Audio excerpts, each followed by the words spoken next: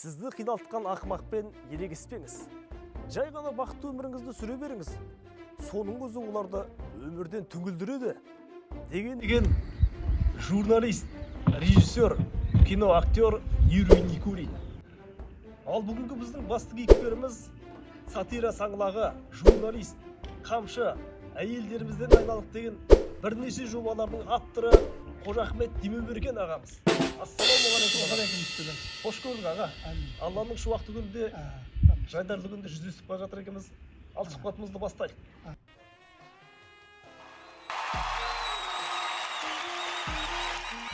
Аға, жалпы журналистикаға қалай келдіңіз? Ал сатираға ше? Негізі сатираға келгенде, сатира дейтін бұл Алланың берген өнері ғой. Адамның бойында туғанда әркімде әртүрлі бір қасиеттер болады. Сатира бұл Алланың берген маған бір өнері. Ал енді журналистикаға 72 жылы Жаңа Өмір газетінде тілші болып жұмыс бастадым. Маңғыстау ауданындағы шеттелетін жерде, содан бастап журналистикаға келдім.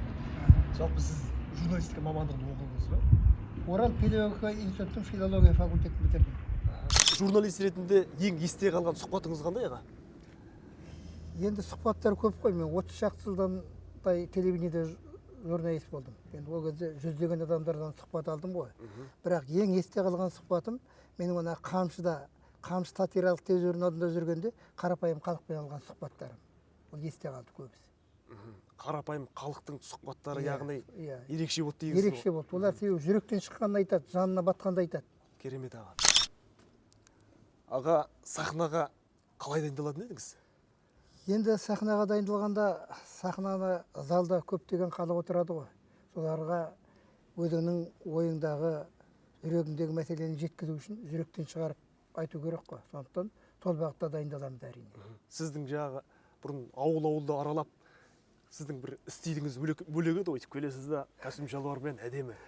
Осылай деп, сіздің жүрісіңіздің өзі, әр қадамыңыздың өзі есептеулі сияқты, сол кезде мен қараған кезде. Сол жөнінде айтсаңыз кішкене. Енді ол бәрі де сол мына көрермендердің көңілінен шығу үшін ғой. Сол енді сахна бұл тәрбие мектебі ғой. Ішінде жастар отырады. Мінекей сен ол кезде сен кішкентай жас баласың. Сонда да сенің есінде қалып тұр ғой енді. Есінде қалды сол кезде. Есінде. Менің есімде жоқ. Рахмет, сондай балалық шақ сыйлағаныңызға сізге. Енді келесі сұрағым, сіздің сүйікті кітабыңыз қандай? Мен енді Оспанхан Әубәкіров дейтін сықақшы бар. Атақты сықақшы, өмірден озып кетті, соның кітаптарын өте сүйіп оқимын. Сіздің журналистикамен қатар көптеген өлеңдеріңіз бар, әдемі шығарылған.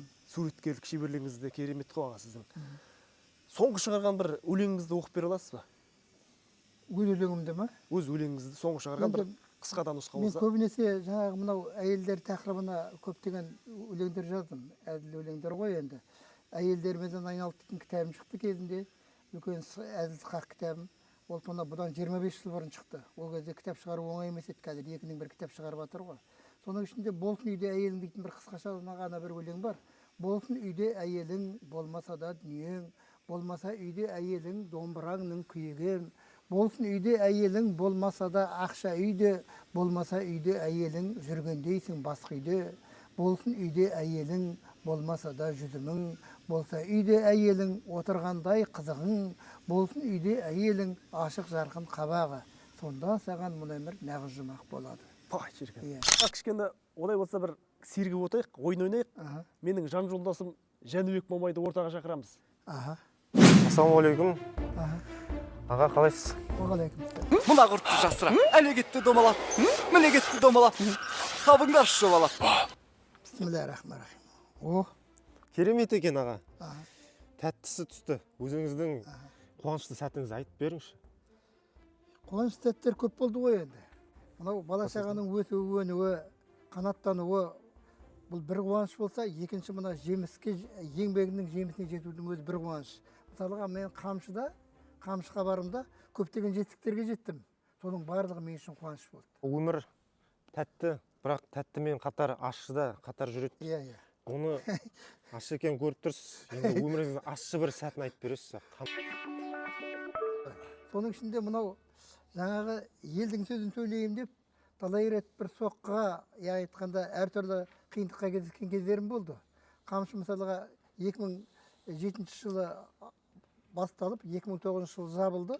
Одан кейін халық қоймай тұрғаннан кейін 3 жылдан кейін қайта ашылды да 5 айдан кейін тағы жабылып қалды. Сонда көптеген адамдардан, әсіресе ақжағалардан сөз естідім. Сол менің аш тәттерім болды мінекей. Ойын айдарымыз бар. Нағыз қазақ қазақ емес, нағыз қазақ домбыра, бірақ та садақ біздің қанымызда бар. Бұрны атпасқа болмайды деді. Ал көрейік. Нысанада сұрақтар жазылған. О, Дәл тидіңіз аға. дәл. О, Екі рет дәл тиді, екі рет. Так, аға, сіз ортасында қақ ортасында дегізген екенсіз. Иә. Қақ ортасы 10 деп есептедік біз. 10, 9, 8, 7 деп та. 10 сұрақ қоямын сізге. Достық туралы екен аға. Достық туралы. Достық туралы не айтасыз? Жалпы достықта аталы достық деген болады, сатқындық деген болады. Сол жайында айтып берсеңіз. Енді достық деген бұл үлкен ұғым ғой. Өмірде адам жаңғыз өмір сүре алмайды. Оны әрине өмір болғаннан кейін оның ішінде дос та болады, кішкене іштарлық та болады. Әрине дос бұл қай кезде де адамды биікке шығаратын бір үлкен бір қолдаушы күш қой. Достарым көп болды менің. Бірақ шын дос әрине оны ойлану керек. Қамшы деген бағдарламаңыз болды. Көпшілікке танымал. Хит болды десек те болады. Осы Маңғыстау жұртшылығы бәрі білетін шығар. Идея кімдікі? Идея өзімдікі ғой. Бұл негізінде қамшы дейтін бір жолы болған бағдарлама болды. Бұл енді 2007-2009 жылдары жүрді. Одан кейін жабылып қалып, 2012 жылы қайта ашылып, 5 айдан кейін тағы жабылып қалды. Бұл енді ақжағалыларға жақпайтын бағдарлама болды. Дұрыс айтасыз. Бірақ қарапайым халықты қолдайтын бағдарламасы болды. Кішкене бірдеме деп айтсаң, біреуге жақпай қаласың. Мысалы, қазір дейтін неше түрлі адам бар ғой. Иә. Сіз сол кезде сондай қарсы әрекеттерге қалай төтеп бердіңіз? Енді төтеп бергенде біріншіден енді менің айтып тұрған телевидениенің құдіреті ғой. Телевидениеде көрсетіп тұрады ғой. Кемшілікті көрсетіп тұрады. Сосын мойындамасқа амал жоқ та.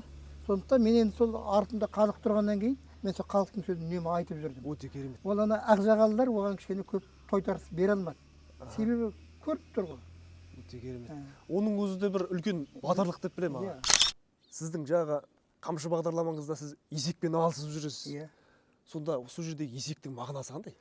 Есектің мағынасы, есек дегеніміз бұл арадағы есек, бұл жаңағы халықты алдап жүрген, өтірік айтатын халыққа бәрін қатырамыз деп жүрген ақжағалылар. Сол ақжағалыларды мен қамшымен ұрам, сол кезде есек жүріп кетеді ғой. Сол кезде бәсе деп үстіне өзім шауып баратам. Өте керемет. Есек яғни айтқанда ақжағалылар. Бұл бағдарлама аға енді қайтып шығуына мен қайтадан осындай шығуына мен кішкене күмәнім бар. Енді жастарға мен шәкірттер біреулер көбінесе маған сұрақ қояды да. Ондай батырлықты батыр болып жоғарғымен айқасу дейтін екінің бірінің қолынан келмейді негізі. Ол енді қазіргі жастарға мен соны үйреткім келеді, бірақ сол батылы бармай жүр. Қожа Ахмет ағаның қанатты сөзі аға. Әрине қанатты сөздер көп қой, бірақ мен көбінесе мына өмірге байланысты бір шумақтар жазам. Оның ішінде мынандай бір шумағым бар. Алладан келіп жалаңаш дүние қуып кетеміз, ақыры қалып жалаңаш Аллаға қайта жетеміз. Қожа Ахмет Демеуберген ағамыз деген екен. Аға біздің деген екеннің бір ерекше дәстүрі бар.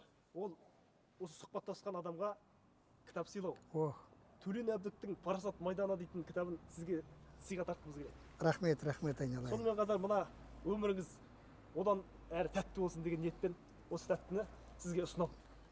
Бұны немерелерімізге береміз ғой. Немерелеріңізге Ал мен сіздерге бір ауыз тілегімді айтайын. Мынау деген екен деген бағдарламаңыз журналист болмаған менде бір жақсы бір өте сәт шыққан бағдарлама екен. Сәт шыққан жоба екен. Табыс тілеймін. Рахмет аға. Табыс тілеймін. Өте тамаша. Тек ақ жолда болыңдар. Осында елге қызмет істей беріңдер. Рахмет.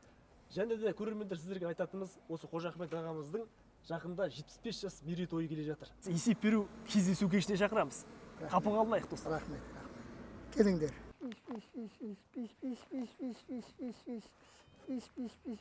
Ал мына жерде аға гранатқа жеңіп өшіп тұр екен үйінің айналасы. Атадан мал қалғанша тал қалсын дейді. Үйіңіздің айналасын бау-бақшаға толтырыпсыз.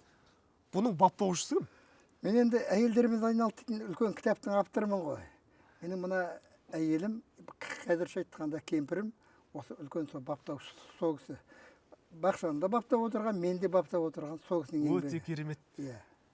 Әйелдер бір қолмен бесік тербетсе, бір қолмен әлемді тербетеді Әрине, дейді әрине. ғой. Өте дұрыс айтасыз. Өте керемет. Иә, әңгіме айтып келе жатқан сияқты. Аха.